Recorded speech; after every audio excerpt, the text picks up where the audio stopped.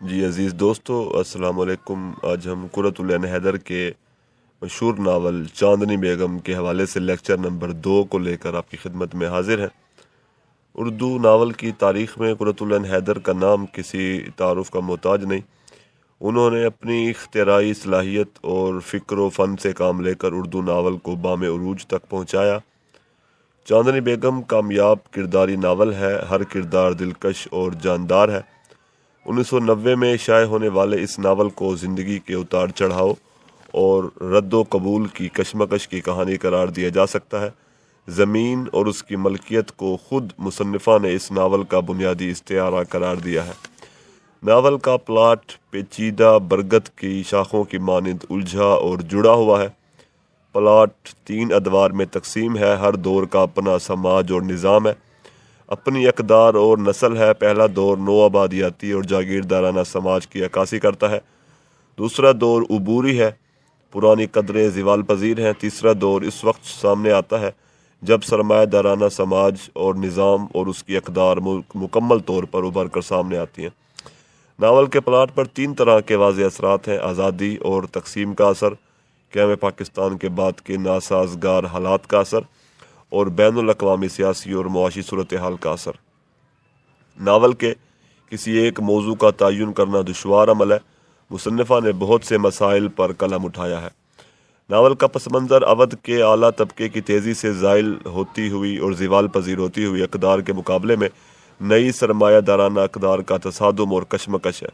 Novel کی کہانی عجیب و غریب ہے۔ چاندنی بیگم والدہ کے انتقال کے بعد ریڈ روز میں اس امید پر پہنچتی ہے کہ قمبر علی اسے سہارا دیں گے اور اپنا لیں گے، مگر قمبر علی اس وقت تک بیلا سے شادی کر چکے ہوتے ہیں اور وہاں سے چاندنی بیگم 3 کٹوری ہاؤس میں پناہ لیتی ہے۔ وہ گھر کا کام کر کے گزر بسر کرتی ہے، مگر جب اسے اپنی خلاف سازش کا علم ہوتا ہے تو وہ ریڈ روز واپس چلی جاتی ہے۔ ایک روز بجلی جانے پر اس کا چشمہ گر جاتا ہے اور موم بتی کے لڑکنے سے آگ لگ جاتی ہے اور سارا ریڈ روز جل کر خاکستر ہو جاتا ہے، اور چاندنی بیگم کے ساتھ قمبر علی اور اس کی بیوی بیلا بھی اس کی آگ کی نظر ہو جاتے ہیں۔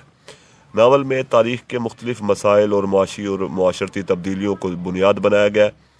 مشترکہ جائیداد کا مسئلہ، ہندوستانی مسلمانوں کے عزیزوں کا پاکستان چلا جانا، ذمہ داری کا خاتمہ، لڑکیوں کے اچھے رشتوں کا نہ ملنا، مسلمان لڑکیوں کے زیادہ جدت پسند نہ ہونے کے باعث مسلم لڑکوں کا تیز ترار ہندو لڑکیوں سے شادی کرنا وغیرہ جیسے مسائل کو بھی ناول میں پیش کیا گیا ہے۔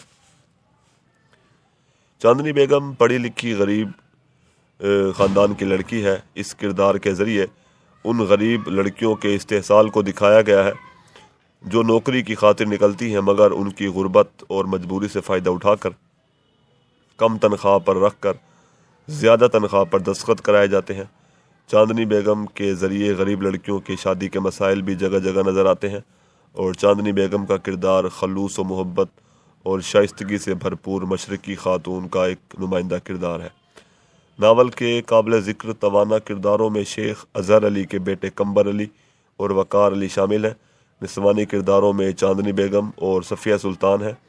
صفیہ سلطان انور حسین کی سب سے چھوٹی لڑکی ہے۔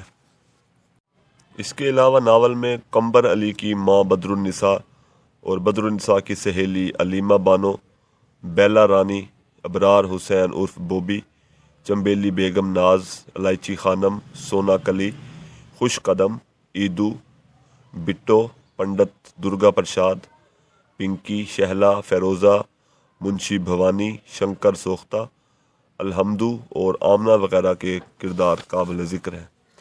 عام طور پر چاندنی بیگم کو مرکزی کردار تصور کیا جاتا ہے، مگر اس ناول میں چاندنی بیگم کا تذکرہ چند صفحات تک ہی محدود ہے۔